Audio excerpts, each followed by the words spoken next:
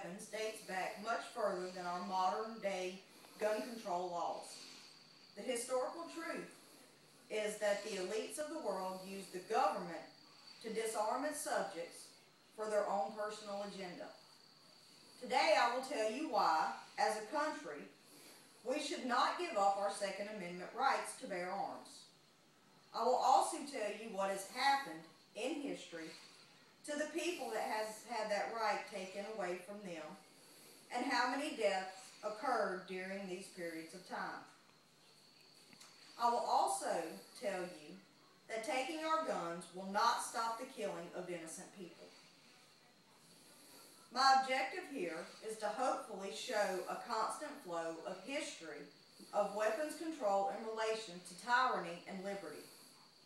Ancient Rome disarmed its citizens in Roman law.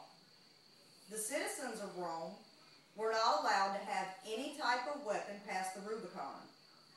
It was an action taken by Roman Senate to keep their subjects and armies from undermining and overthrowing their civil order of the Senate.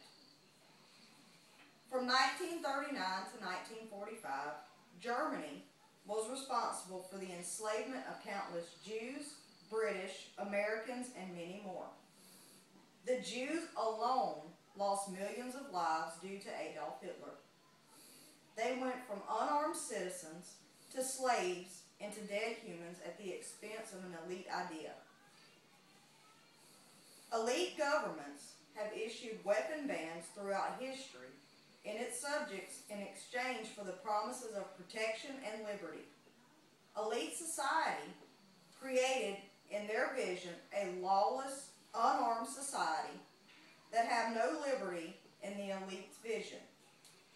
Dictators in history which disarmed their citizens through weapon ban and promises were from Soviet Union 1924 to 1950.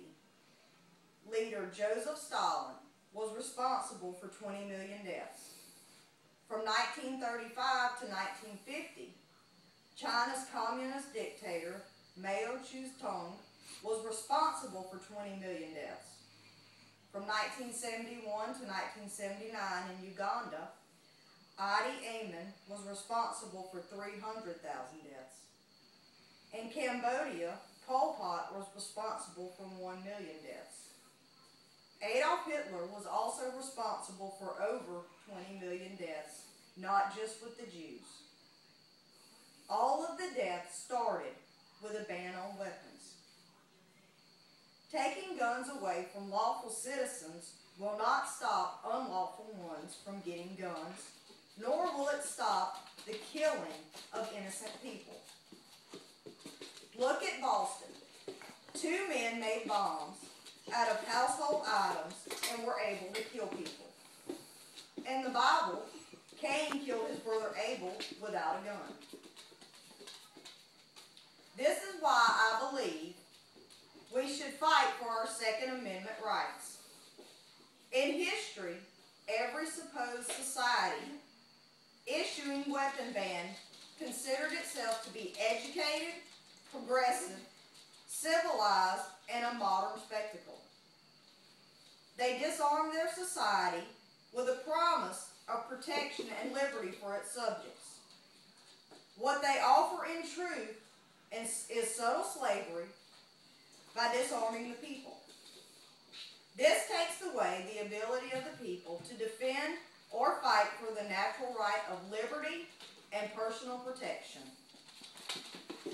These modern societies, once disarming the people, bring in a lawless society of murder and a lust for power within its own Senate. The Second Amendment, founded on March 4, 1789, states, "A well-regulated militia being necessary to the security of a free state, the right of the people to keep and bear arms shall not be infringed." This is why I believe that we should fight to keep our Second Amendment rights. Thank you.